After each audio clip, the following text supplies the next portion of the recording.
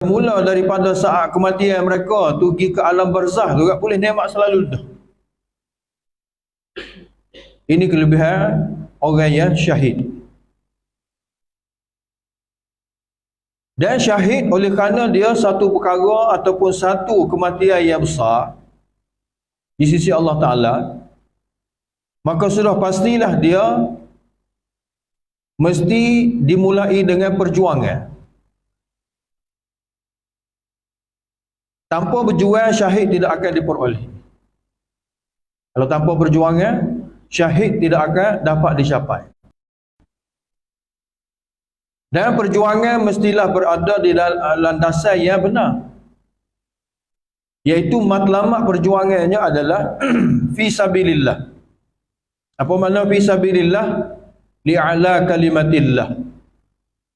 Untuk meninggikan kalimah Allah. Kalaulah bukan matlamat utama, li'ala kalimatillah, untuk nak menegakkan kalimah Allah, maka dia bukan perjuangan. Kadang-kadang, sebab itulah di zaman Nabi SAW lagi, ada orang yang berjuang kerana perkara lain. Berjuang kerana bangsa, berjuang kerana nak tunjuk keberanian. Ni sanggup mati belakang ni. 3 golongan yang Nabi SAW jelaskan dalam hadis ni, kesemua sanggup mati belakang. Mana mati dalam perjuangan? Mati dalam perjuangan. Orang tanya, ya Rasulullah, ada orang tu berjuang kerana bangsa dia. Mana kerana apa? Kerana nak membebaskan bangsa dia daripada sesuatu perkara yang dilakukan kepada bangsa dia, ditindas ke ataupun mereka dizalimi ke. Jadi sekadar perjuangan nak membebaskan, ini dia panggil berjuang atas dasar bangsa. Sebab tu apabila 3 soalan diajuk kepada Nabi, Nabi beri satu saja jawapan. Perjuangan tu akan dikatakan fi sabilillah apabila matlamat dianya adalah li'ala kalimatillah, untuk nak meninggikan kalimah Allah. Dan nak meninggikan kalimah Allah ni bukan lagi tulis kalimah Allah kita tempat tinggi, bukan tu. Maknanya untuk meletakkan kalimah Allah ke tempat yang paling tinggi dalam jiwa manusia, iaitu dalam hati manusia. Maka ini adalah perjuangan. Jadi kalaulah manusia tu berjuang atas maksud dan atas tujuan ni, lalu berlaku sesuatu kepada dia sehingga mengorbankan nyawa dia kerana perjuangan ini, maka dia dikira syahid. Dan kelebihan orang yang mati syahid, kita telah dengar banyak sekali yang telah disebut dalam hadis baginda sallallahu alaihi wasallam. Di antaranya baginda bersabda, takaffalallahu liman jahada fi sabilihi. Tengok, Allah Ta'ala memberi jaminan kepada orang yang jahada, orang yang berjuang. Nabi kaitkan perjuangan ini fi sabilihi, di jalan Allah. Tidak disebut semata-mata perjuangan. Allah beri jaminan kepada orang yang benar-benar berjuang di jalan dia, yang mana la yukhrijuhu min baitihi illa al-jihadu fi sabilillah. Tidaklah mengeluarkan dia daripada rumah. Maknanya tidaklah maksud perjuangan dia tu, dia keluar berjuang tu, tidaklah melainkan semata-mata kerana jihad. Jadi sebab jihad itulah, sebab untuk nak menegakkan kalimah Allah Ta'ala itulah perjuangan dia. Lalu dia pun terbunuh. Illa malaika ayyudkhilahu Allahul jannah, Allah Ta'ala akan masukkan orang ni ke dalam syurga. Ini antara kelebihan yang Nabi SAW gambarkan dalam hadis dia, dalam sabdaan dia, kepada orang yang syahid di jalan Allah Ta'ala kerana menegakkan kalimah Allah. Oleh kerana itu, syahid adalah satu perkara yang mesti kita bercita-cita untuk nak dapat syahid. Tapi kalau bercita-cita tanpa ada doa dan juga tanpa usaha ikhtiar, dia seumpama angin-angin mak jenih lah. Sesuatu ni dia kena mulai dengan doa, kemudian usaha ke arah perkara tersebut kena ada. Dan mesti berada pada landasan yang sebenar. Allah berfirman, yastabshiruna bi ni'matin min Allah. Mereka bergembira dengan nikmat daripada Allah. Allah sebut dalam ayat ni dan dalam ayat sebelum, kegembiraan tu Allah gunakan kalimah yang berada di atas bentuk mudhari' ataupun sirah mudhari' dia panggil. Bahasa Arab ni, keunikan dia, keistimewaan dia, apabila dia nak menyatakan sesuatu dengan tepat, dia akan guna kalimah yang tepat. Tak serupa bahasa lain. Bahasa kita tu dia kena kecek panjang. Tapi bahasa Arab dia guna satu perkataan kalimah, cuma ubah bentuk kalimah, ubah wazan dia, ubah sirah dia. Maka dia akan terhasil makna-makna tertentu. Di antara makna yang terdapat pada kalimah fa'il mudhari' dalam kaedah bahasa Arabnya adalah ada makna tajaddud dia panggil. Tajaddud ni sentiasa berulang. Jadi apabila Allah sebut yastabshiruna, maknanya ahli syurga ni sentiasa mereka gembira.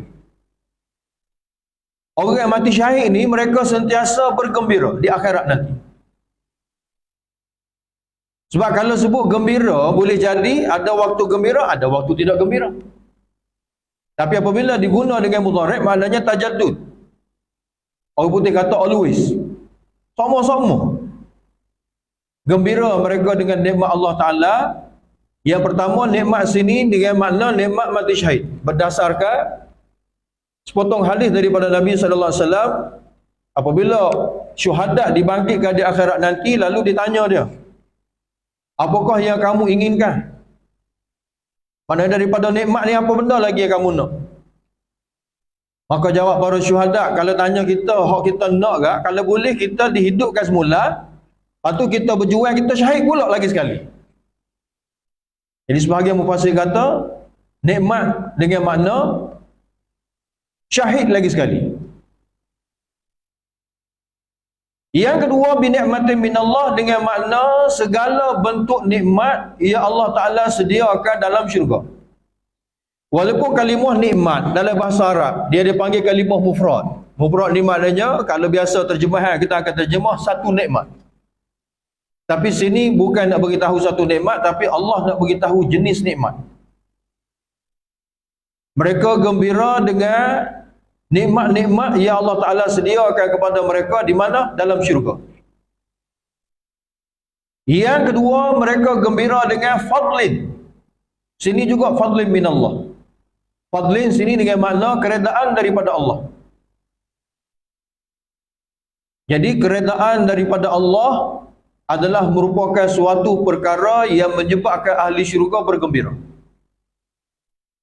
Sebab tu nak dapat kedua-dua jenis nikmat ni dalam kehidupan dunia, kena taat dan kena patuh sahaja kepada arahan Allah Ta'ala. Kenapa? Kerana wa annallaha la yudhi'u ajral mu'minin. Kerana sesungguhnya Allah Subhanahu wa Ta'ala, dia tidak akan menyia-nyiakan balasan kepada orang mukmin. Maksud tidak menyia-nyiakan, maknanya dia akan dibalas lebih daripada hak sepatutnya. Kalau kira kat amalan hak kita buat ni nak tukar dengan nikmat yang Allah Ta'ala sediakan di akhirat, lawan. Sebab itulah Nabi SAW satu ketika Nabi beritahu kepada sahabat dia, la yanju ahadum minkum bi'amalihi. Salah seorang daripada kamu tidak akan selamat semata-mata dengan sebab amal dia. Kalau semata-mata dengan amal kita ni tak ada. Sehingga sahabat apabila dengar perkara ni, lepas tu lah, maknanya termasuk engkau wahai Rasulullah. Wala anta, sahabat kata. Maka Nabi kata, wala ana, aku pun tak juga. Mana aku boleh masuk syurga ni bukan semata-mata dengan sebab amalku. Malaikat kerana Allah Ta'ala illa an taghammadani Allahu birahmatin minhu. Malaikat kerana Allah Ta'ala telah merahmati aku. Allah beri rahmat dia. Jadi aku boleh masuk syurga selamat di akhirat adalah dengan sebab rahmat Allah. Sebab itulah kita beramal ni untuk apa? Beramal ni maksudnya adalah untuk meraih keredaan Allah. Apabila Allah redha, Allah beri rahmat dia. Jadi hamba yang tidak beramal, jauh nak dapat rahmat dia. Sebab tu kita tidak boleh rasa selesa dengan amal kita. Jangan kita rasa kita pandai dah. Semaya Jumaat kita boleh jaga dah, baca Quran lebih kurang. Jangan. Kita kena sentiasa dalam beramal ni kena rasa tak cukup sama. Rasa tak pandai. Rasa tak pandai. Barulah kita akan bersifat tomok dalam beramal. Tomok dalam amal tak apa. Kalau tak boleh tomok dalam bab dunia. Dalam bab amal ni kena kacau sungguh-sungguh. Tapi manusia dia buat sebalik. Dalam beramal dia buat ala kadar. Tapi kalau dalam bab dunia tak ada pandai gitu. Kok yang nampak depan mata selagi mana dia rasa dia boleh, dia akan pulung buat. Orang kata pandai lah, usia lanjut benar ni, kita gagah lagi. Kacau macam. Tapi kalau dalam bab amal pandai ni, sekadar ni pandai dah, cukup dah. Dia panggil berada dalam zon selesa. Ini satu perkara yang tidak patut. Jadi Allah beritahu, Allah Subhanahu Wa Taala tidak akan menyia-nyiakan balasan kepada orang mukmin daripada amal dia. Sikit amal yang dibuat, Allah akan balas berlipat kali ganda. Tengok, satu kebaikan dibuat, Allah balas dengan 10. Bahkan disebut dalam Quran, dilipat kali ganda sehingga ratusan kali ganda, sehingga jutaan kali ganda Allah balas. Dan mafhum mukhalafah kepada makna la yudhi'u ajral mu'min, makna kepada orang tidak mukmin tak akan dapat ke satu benda. Makna sebaliknya. Makna yang Allah sebut dalam ayat ni, Allah tidak akan sia-siakan balasan kepada orang mukmin. Sebaliknya, kalau orang tidak mukmin, orang kufur kepada Allah, orang syirik kepada Allah, dia tak akan dapat sikit pun. Seperti mana Allah Ta'ala sebut dalam ayat lain, faja'alnahu haba'an mansura, kami jadikan amal perbuatan dia ni seumpama debu-debu yang berterbangan, tak ada nilai, tak ada rega sikit apa. Jadilah mereka kelompok di akhirat seperti mana disebut dalam surah Al-Ghashiyah, amilatun nasibah. Dalam kehidupan dunia banyak buat amal, banyak tapi letih saja. Siapa golongan mukmin ni? Allah Ta'ala jelaskan lagi sifat mereka dalam ayat 172. Cuma dalam ayat 172, ini di antara ayat yang mesti diketahui asbabun nuzul dia. Sebab kalau tidak tahu asbabun nuzul dia, tidak akan jelas makna dia. Tidak semua ayat Quran wajib kita tahu asbabun nuzul ataupun wajib kita ikatkan dengan asbabun nuzul. Tapi ada beberapa ayat dalam Quran yang mesti diketahui asbabun nuzulnya. Kalau tidak, kita tidak akan faham. Tapi di masa yang sama, tidak semua ayat mesti terikat dengan asbabun nuzul. Ada kita kena faham juga. Sebab kadang-kadang majoriti lah, kebanyakan orang ni dia mengikatkan sesuatu ayat dengan asbabun nuzul.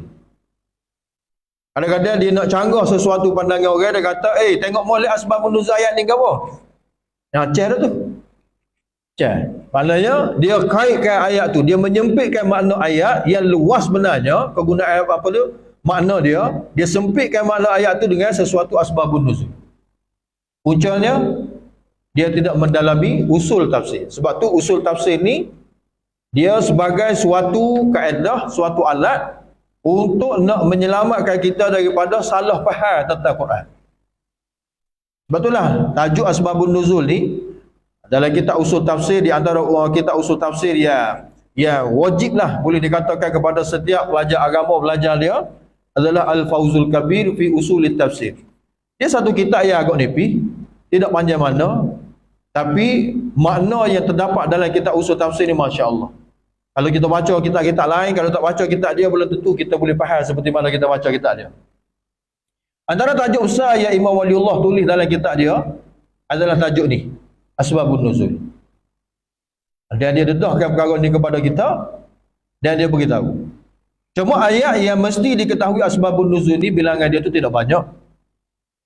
Bilangan dia tidak banyak. Salah satunya ayat ni.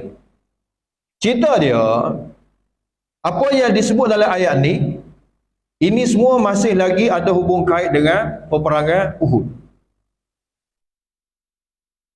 Setelah mana selesai peperangan Uhud, dalam riwayat mengatakan peperangan Uhud tercetusnya pada hari Sabtu dan selesai perang pada hari Ahad. Setelah mana peperangan selesai, orang kafir pada peringkat awalnya kalah. Lepas tu pada peringkat yang kedua mereka menang. Dan bersurailah daripada medan Uhud, orang kafir balik kampung dia. Nabi dan juga para sahabat dia, ramai di kalangan sahabat Nabi yang mendapat kecederaan balik ke Madinah. Cuma pokok kufar ni, dia diketuai oleh Abu Sufyan ni, dalam perjalanan tengah-tengah jalan tu, dia mari memikir. Oh, dia kata rugi kita ni. Pokok Islam ni berat benar dah kena kita ni.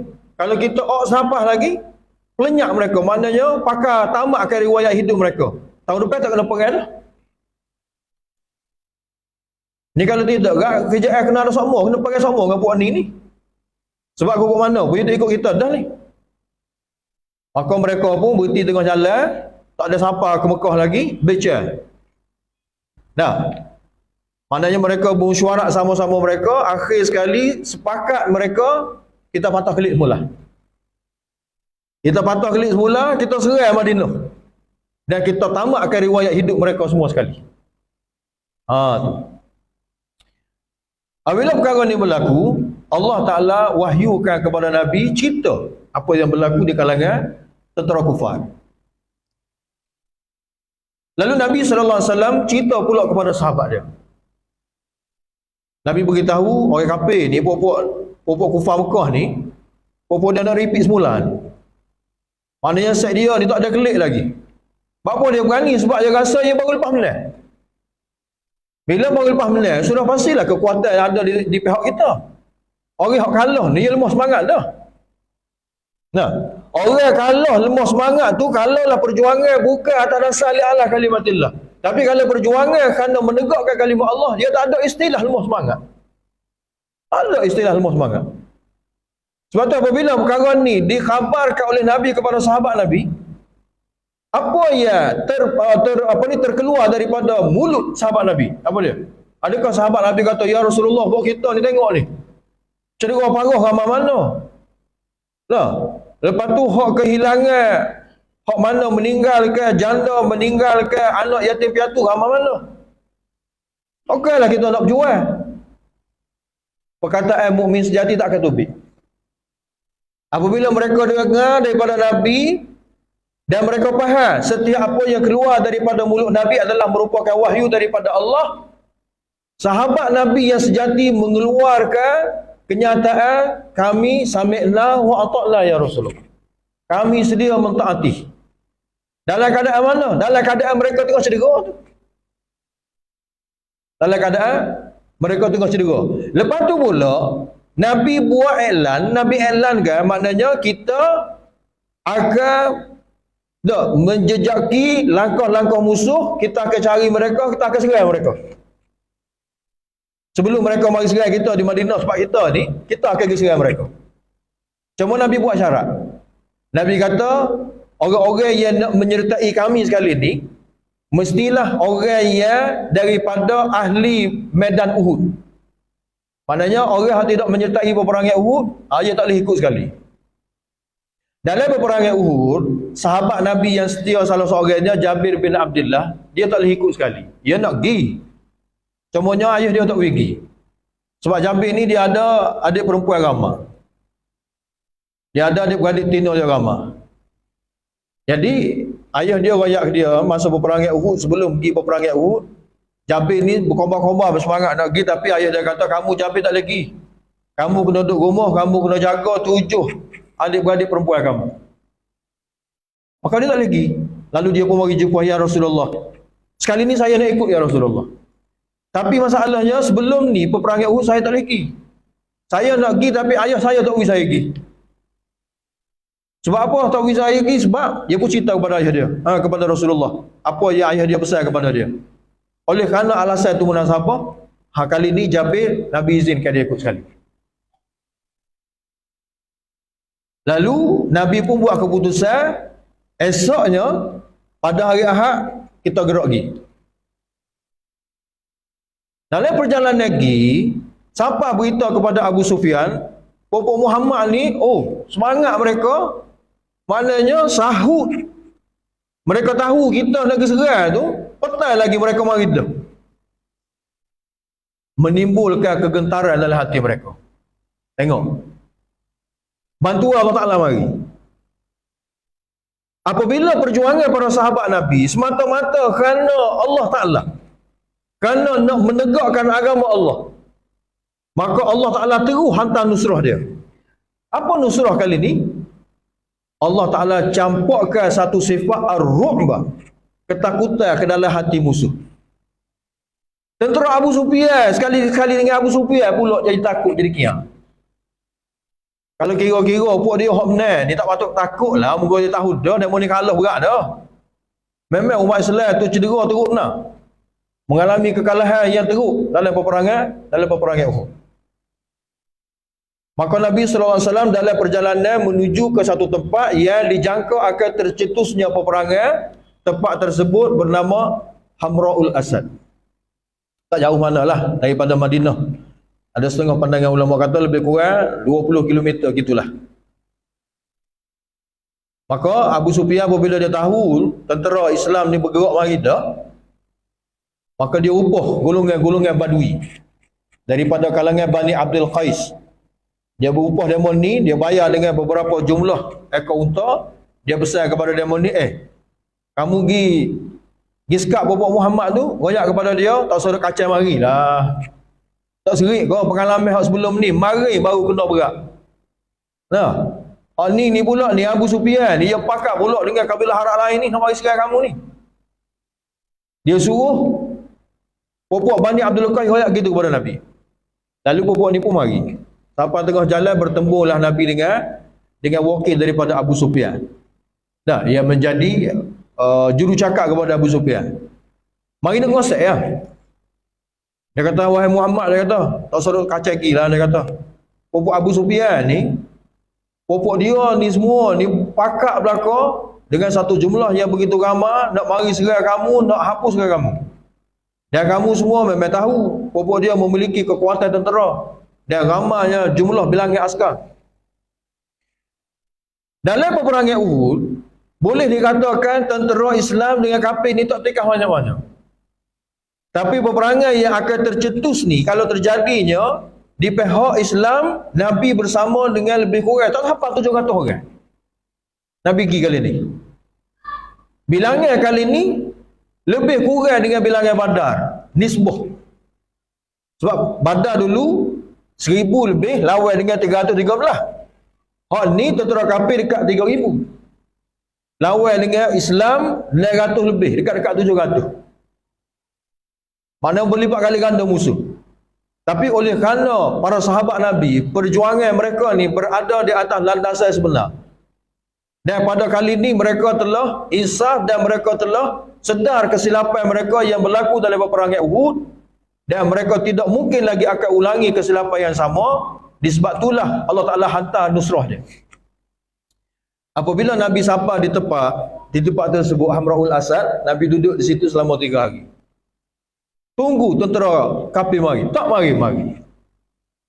Hari pertama tunggu, tak mari. Hari kedua tunggu, tak mari. Hari ketiga tunggu, tak mari. Setelah hari ketiga tak mari, mereka berbalik. Dan seperti mana kita tahu, ada kebiasaan orang Arab dulu, kalaulah popok pedagang ni, popok jual ni, tutup peraih ni, kalau dia tahu akan berlaku perang di tempat ni, popok dia pergi buka pasar lalu dah. Pergi buka kedai. Nah, dia pergi buka kedai ni pada perang. Jadi apa pasar? Jual. Sebab ahli perang dia tahu dah, ahli perang ni macam zaman kita lah ni, perang ni orang kadang-kadang bekalan tak bawa semua, kadang-kadang tak bawa bekalan. Cuma harta benda mereka bawa. Ada waktu-waktu luar mereka pergi beli pasar. Lepas tu masuk medan pula, perang pula. Itu keadaan yang berlaku, yang kita kena tasawur. Sebab ayat depan nanti akan cerita perkara ni. Jadi kalau kita tak faham kisah dia, kita kata boleh keuntungan ke mana ni. Jadi akhir sekali mereka pun kembali. Nabi dan para sahabat balik semula ke Madinah. Dan dalam peperangan kali ini, memang kemenangan berpihak kepada umat Islam. Daripada tercetusnya peperangan inilah, ulama buat kesimpulan, hakikat sebenarnya peperangan Uhud ni kemenangan orang Islam. Sebab peperangan Hamra'ul Asad ni dia panggil hujung peperangan Uhud. Masih kategori dalam peperangan Uhud. Sebab apa? Sebab tentera kafir mula-mula sekali, dia tak ada kelik kapung lagi. Dia kata kita kena patah kelik semula. Kita kena ganyang umat Islam habis-habisan. Nah. Dan mereka memang niat nak patah balik, tapi Allah Ta'ala campurkan satu sifat takut dalam hati mereka sehingga mereka tak berani mari. Jadi asal-asalnya Abu Sufyan upah orang tu, upah Bani Abdul Qais tu, apa? Sebab nak jagalah, nak jaga standard. Nah, pada mula-mula tu juga pasal Ghanim lah. Nak pergi ganyang. Lepas tu apabila demon ni kalah perang ni, sahut cabaran, maka dia pun rasa tergugat. Dia kata demon ni berjuang ni bukan calon-calon ni. Tak kenal apa dia. Dia kalah dah belum dia pun nak lawan macam ni maknanya. Jadi menyebabkan dia pun rasa takut. Tapi nak cuk kelik awal-awal, padahal kalau nak hantar utusan kata perang tak jadi malu. Maknanya serenda awal-awal ni malulah. Jadi dia takut malu, dia hantar utusan. Jalan terakhir untuk sampai ke ugutan kepada Nabi. Tapi apabila diugut pun tidak memberi kesan kepada Nabi dan para sahabat. Oleh kerana ketakutan tu bersangatan dalam hati mereka, tak dapat tidak mereka tak berani mari. Kalau mari pun memang akan kalah peperangan ni. Sebab sahabat Nabi dengan semangat berjuang atas agama Allah. Yang lain perjuangan ni. Manakala Arab jahiliyah, musyrikin Mekah tu dia berjuang kerana benda. Nah, berjuang kerana benda ni apabila menerima ugutan maka dia akan goyah. Dia tak akan teguh dalam perjuangan. Sebab matlamat dia benda. Tapi kalaulah seorang manusia tu berjuang kerana Allah, perjuangan dia berada di atas landasan yang sebenar, orang ni tidak akan dapat digugat. Jadi mereka-mereka yang Allah Ta'ala sebut dalam ayat 172 ni adalah para sahabat Nabi yang pergi semula ke nak menyertai Nabi untuk nak pergi perang kali kedua setelah mereka cedera dalam peperangan Uhud mari baru. Jadi orang mukmin mana yang Allah Ta'ala sebut ni sifatnya alladzina istajabu lillahi war rasul, iaitu mereka-mereka yang menyahut seruan Allah dan Rasul supaya pergi jihad semula walaupun mari baru kalah tu. Siapa mereka? Para sahabat Nabi. Sebab itulah para sahabat Nabi mereka dikatakan model kepada umat akhir zaman. Rata-rata ayat dalam Quran agak rujuk kepada sahabat Nabi. Jadi kalau nak tengok sifat mukmin sejati, kita tengok sahabat Nabi. Sahabat Nabi tu dia panggil wazan, dia panggil ukuran, dia panggil neraca. Jangan kita hatut dengan orang lain, tak ada. Nak tengok manusia berjaya yang cerak-cerak ahli syurga, tengok sahabat Nabi. Nak dijadikan sebagai suatu bandingan, ambil sahabat Nabi. Sebab apa? Sebab mereka telah dijamin syurga oleh Allah Ta'ala. Dijamin melalui kalamullah, melalui Quran. Jadi alladzina istajabu lillah, mereka iaitu para sahabat Nabi yang menyahut seruan Allah dan juga Rasul bila tu? Min ba'di ma asabahumul qarhu, setelah mereka ditimpa luka cedera yang masih lagi baru. Baru mari lagi. Maknanya kalau ada hak balut ke tak buat lagi balut. Ada hak darah tubik ke masih lagi darah tubik. Tapi mereka tetap menyahut seruan Allah dan Rasul. Jadi untuk mereka ni lilladzina ahsanu minhum, bagi mereka-mereka yang melakukan ihsan, mereka yang bersifat ihsan. Apa makna ihsan? Mereka yang jaga diri mereka untuk mentaati perintah Allah dan mereka menjauhkan diri daripada menderhakai. Sebab tu dalam situasi ni pun tak ada di kalangan sahabat Nabi yang berani ada. Yang ni hak tidak mukmin. Hak tidak mukmin memang kita telah dengar dalam ayat-ayat sebelum. Nah, iaitu golongan munafik di kalangan mereka.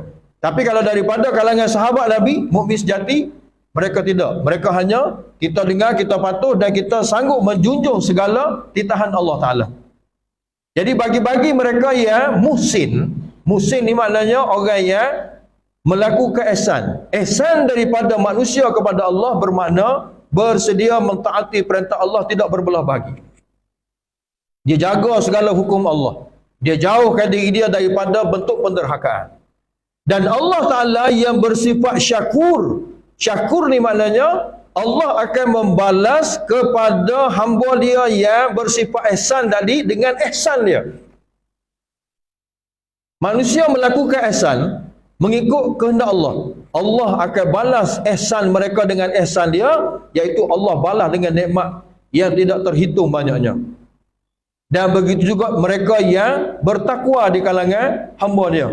Allah balas apa? Ajrun azim, balasan yang sangat besar.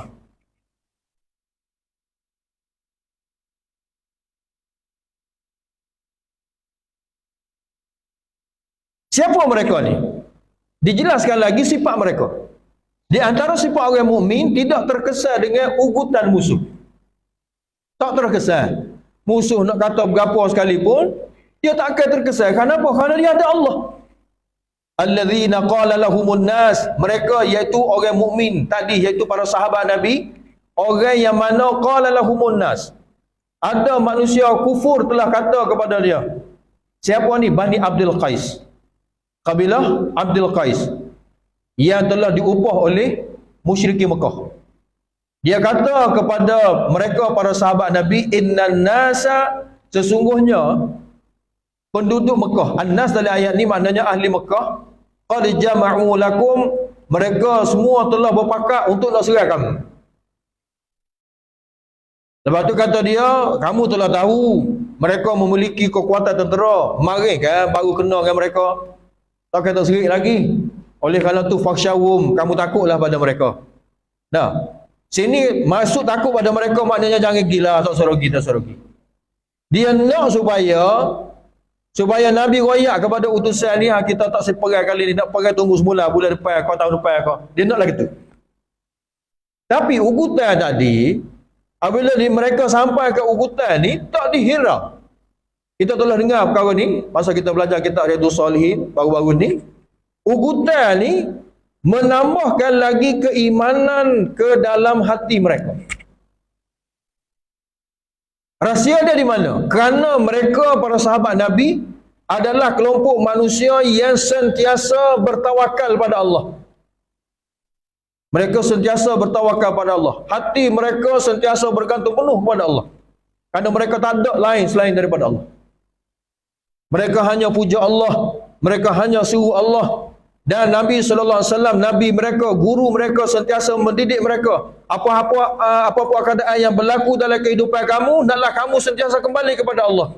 Kalau kamu rasa perlu mintalah kepada Allah. Kamu rasa perlu pertolongan, bantuan, mintalah daripada Allah. Ini didikan daripada Nabi. Sebab itulah segala doa yang telah diajar oleh Nabi membawa seseorang itu kepada tawakal pada Allah. Sebab tu jangan tinggal. Doa Nabi ajar. Dalam doa Nabi ajar ni pergantungan penuh kepada Allah. Apabila kita baca doa yang diajar oleh Nabi sambil menghayati makna, Allah Ta'ala akan campurkan ke dalam hati kita sifat tawakal, boleh bergantung kepada dia. Bila? Dalam keadaan, dalam situasi diuji dan dicoba dengan berbagai-bagai ujian. Sebab itulah ahlullah ni dalam keadaan diuji dengan ujian yang berat, mula-mula sekali ingat Allah lalu dah. Sebab apa? Sebab dalam kehidupan mereka hanya pergantungan mereka hanya kepada Allah. Tapi bagi orang yang ada dua dalam hati dia, Allah Ta'ala pun ada juga, selain pada Allah pun ada juga. Dalam keadaan beruntuk, dia tak akan nampak Allah, dia akan nampak selain pada Allah dulu. Allah Ta'ala bila? Allah tu ngalah kali dah. Nah, bila berlaku sesuatu ujian dan cobaan, nampak tu, nampak ni, nampak tu, nampak ni. Apabila kelu belaka, hak ni pun nak cuba nak tolong tak boleh, hak ni nak tolong nak bantu pun tak boleh belaka. Akhir sekali baru nampak Tuhan. Barulah kerja nak minta dengan Tuhan. Hak tu bila hak ngelah. Sebab itulah Nabi SAW apabila ajar kepada umat dia, seandainya kamu menghadapi masalah dalam kehidupan kamu, walaupun masalah tu remeh, putus tali selipar. Kalau kita fikir akal kita, Allah putus tali selipar ni, kalau kita mudah-mudah cabut selipar, lepas jalan kaki ayam begitu kan. Masalah kecil, Nabi nak royak. Walaupun kecil masalah, jangan lupa pada Allah. Sebab apa?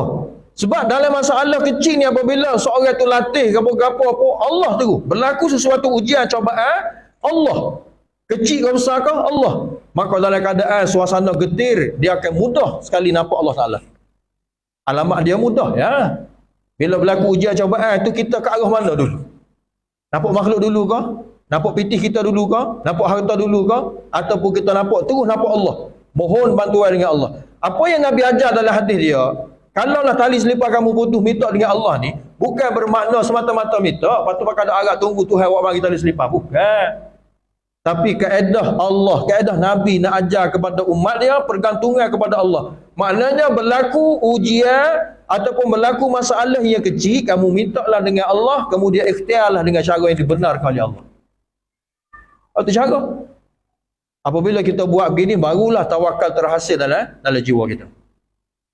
Jadi ugutan kepada ahli tawakal tak lain tak bukan malaikat menambahkan lagi keimanan. Fazadahum imana. Kata-kata daripada kabilah Bani Abdul Qais tadi itu menambahkan keimanan lagi kepada mereka, iaitu kepada sahabat Nabi. Dan ucapan yang terkeluar daripada mulut mereka. Ni. Sebab apa? Sebab mulut ni sebenarnya tafsir amma fi dhamair. Dia nak wayak gapo ya hodok dalam hati. Kalau dalam hati ada selain pada Allah, bila diuji dan dicoba, dia akan sebut selain pada Allah. Kalau dalam hati dia ada selain pada Allah, ada mengharapkan bantuan kepada zat lain selain pada Allah, maka ketika diuji dan dicoba, itulah benda akan tauhid. Tapi kalau dalam hati mereka solid hanya Allah Ta'ala saja, maka kalimah pergantungan kepada Allah Ta'ala itu akan terpacul keluar daripada lidah mereka. Betullah kalimah ni adalah merupakan kalimah orang mukmin dia panggil. Kalimah para anbiya, kalimah para awliya, kalimah para syuhada, kalimah orang soleh. Ni kalimah ni. Patut kita nak melatih diri kita ni biar kerap sebut kalimah ni. Sebab ni di antara kalimah apabila kita sebut sambil kita menghayati makna dia, akan menambahkan kekuatan iman ke dalam jiwa kita dan mengukuhkan lagi pergantungan kita kepada Allah. Wa qalu, mereka berkata setelah mana mendengar ugutan tadi, hasbunallah wa ni'mal wakil. Cukuplah Allah untuk kami. Walaupun kamu ugut dengan tentera satu dunia nak serang kami, kalau kami ada Allah. Semua ni adalah makhluk Allah belaka. Jadi apabila Allah buat keputusan nak bantu kami, kerana kami telah bergantung dan bertawakal pada dia, kami tak heran. Wa ni'mal wakil, kerana Allah Ta'ala lah sebaik-baik wakil, sebaik-baik pergantungan, sebaik-baik pelindung, sebaik-baik yang boleh diserahkan segala urusan, dia akan cara segala-gala. Lalu mereka tetap teruskan perjalanan mereka. Maknanya dengan ugutan tadi tidak dapat menghalang mereka. Tapi mereka pergi setelah mana duduk di Medan selama 3 hari tunggu, tak mari-mari lagi. Akhir sekali Nabi buat keputusan patah balik ke Madinah. Lalu fanqalabu bi ni'matin min Allah. Mereka kembalilah semula ke Madinah dengan nikmat daripada Allah.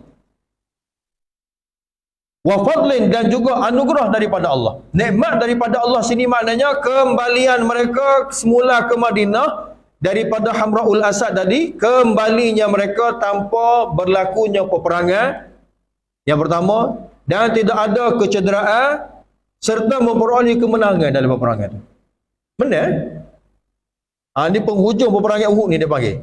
Sebab tu sebagai mufassir muhakkik kata, peperangan yang berlaku yang menyusul sehari selepas pada Uhud ni, dia panggil satu juzuk daripada Ghazwatul Uhud. Daripada Ghazwah Uhud tu dia satu juzuk, bahagian terakhir. Jadi oleh kerana itulah maka mereka buat keputusan, hakikat sebenarnya peperangan Uhud dimenangi oleh umat Islam. Seperti mana pada peringkat awal umat Islam menang dan berlaku kecuaian di kalangan orang mukmin, langgar arahan Nabi, maka Allah Ta'ala hukum mereka. Diadakan kekalahan kepada mereka. Dan disudahi peperangan ini dengan orang mukmin dapat semula kemenangan. Dan juga mereka kembali dengan dapat fadlin. Fadlin ni maknanya keuntungan hasil daripada perniagaan. Ada orang yang ikut sekali daripada kalangan sahabat Nabi pun ada juga yang buka kedai mereka. Sebab dia tidak menjadi satu kesalahan. Lam yamsasuhum su'un, yakni tidak menimpa kepada mereka keburukan pun. Maknanya tidak tercetusnya peperangan. Dan wattaba'u ridwanallah, mereka boleh mengikuti keredaan Allah. Ini paling penting sekali. Kehidupan orang mukmin, kehidupan mereka adalah berada di atas sifat ittiba'. Ittiba' ni hak mana dikhabarkan oleh Nabi, ini adalah perkara yang Allah redha. Ikut sudah. Maka sifat orang mukmin dia ikut. Dia ikut semata-mata. Ikut inilah kita kena tanamkan dalam jiwa kita biar kita jadi seorang yang bersifat muttabi'. Orang yang ikut. Yang ada sifat ittiba'. Ikut keredaan Allah. Dan keredaan Allah kita tak boleh tahu kalau tanpa wahyu. Kita nak pandang-pandang kita nak kata ni Tuhan redha ni. Bila Tuhan royak kenapa? Ni Tuhan nak bagi pahala ni. Bila Tuhan royak bagi pahala? Bila Tuhan tak royak bermakna dia bukan termasuk dalam mardatillah. Mardatillah ni apa yang terkeluar ataupun apa yang terbit daripada wahyu. Yang Nabi telah khabarkan, yang Nabi telah sampaikan kepada kita, itu semua adalah amal-amal yang mendatangkan keredaan daripada Allah. Wallahu dzu fadlin azim, dan Allah Subhanahu wa taala zat yang mempunyai anugerah yang sangat besar. Ayat ni pula sebagai suatu peringatan kepada orang mukmin. Sebagai suatu peringatan kepada orang mukmin. Innama dzalikumus syaitanu yukhawwifu awliya'ah. Sebenarnya zalikum, cara tersebut, cara mana? Cara mengugut kamu tadi. Buat ugutan dengan menzahirkan kehebatan makhluk kepada kamu ni, sebenarnya itu adalah zalikumus syaitan. Itu sebenarnya adalah cara syaitan yang dilakukan oleh syaitan manusia. Allah guna kalimah syaitan dalam ayat ni sebab syaitan ni asalnya maknanya makhluk yang bersifat buruk. Waktu dalam Quran sendiri Allah Ta'ala sebut syaitan ni ada dua jenis. Satu syayatinal ins, syaitan manusia. Satu lagi syaitan jin. Dan syaitan manusia dia terikut dengan syaitan asal, iaitu syaitan daripada kalangan jin. Kerana segala kejahatan yang mereka lakukan adalah hasil daripada bisikan yang telah dibisikkan oleh syaitan jin. Jadi sebenarnya cara tersebut adalah cara yang dilakukan oleh syaitan. Syaitan buat cara tersebut bertujuan apa? Yukhawwifu awliya'ah. Sini ada di antara kalimah yang dihazaf. Maknanya yukhawwifu ay yukhawwifukum, dia menakutkan kamu an awliya'ihi, tentang sekutu-sekutu dia, tentang teman dia, tentang saing dia, tentang sahabat dia, tentang rakan kongsi partner dia. Macam Bani Abdul Qais tu memang dia daripada kalangan musyrik. Jadi dia menakutkan Nabi dan juga para sahabat. Dia kata kamu takutlah ni kepada guru kita ni orang hebat ni. Nah. Jadi penakutan terhadap makhluk yang telah dilakukan oleh syaitan. Apabila kamu terima ugutan supaya takut kepada makhluk, selagi mana kamu berada di atas landasan yang sebenar, fala takhafuhum. Kaedah kepada orang beriman, kamu jangan takut kepada mereka. Kamu jangan takut kepada mereka. Jangan takut pada ugutan mereka, jangan bimbang kepada ugutan mereka. Lepas tu, bagaimana cara nak supaya kamu sentiasa takut kepada aku, kepada Allah saja? Caranya, wa khafuni, kamu taklah takut kepada Allah. Apabila ketakutan dalam hati kamu ada kepada Allah sahaja, maka kamu mudah sekali tidak akan takut kepada selain pada Allah. Allah beritahu, fala takhafuhum, kamu jangan takut kepada mereka. Wa khafun. Wa khafuni ni asalnya ada ya tu. Dihazaf buang kerana nak selaraskan bacaan. Asalnya wa khafuni. Naklah kamu takut pada aku saja. Ini kaedah. Apabila dalam hati manusia ada takut pada Allah, dia tak akan takut selain pada Allah. Tapi kalau dalam hati dia ada banyak benda, apabila ugutan mari, dia tak akan takut Tuhan, dia akan takut pada makhluk lain. Maka kaedahnya Allah ajar kepada hamba dia kena sentiasa memiliki sifat khauf pada Allah, takut pada Allah. Kerana sifat ni dalam keadaan kamu diugut untuk takut kepada makhluk, ugutan tadi tidak akan memberi bekas kepada kamu, kerana dalam hati kamu telah ada takut kepada Allah. In kuntum mu'minin, jika sekiranya kamu benar-benar seorang mukmin, inilah sifat yang patutnya ada pada kamu. Nah, sematkan ketakutan kepada Allah semata-mata dan jauhi daripada takut kepada ugutan makhluk. Dan perkara ini akan terhasil apabila dalam jiwa manusia hanya takut kepada Allah. Nah, dan hanya bergantung kepada Allah Ta'ala saja. Kemudian ayat seterusnya ni ayat yang ada hubung kait dengan pujukan kepada Nabi. Dan juga ayat yang terdapat makna ugutan tentang perkara dahsyat yang akan berlaku di akhirat. Jadi dua dalam satu dalam ayat ni. Ayat ni kita akan sambung pada minggu depan insya-Allah.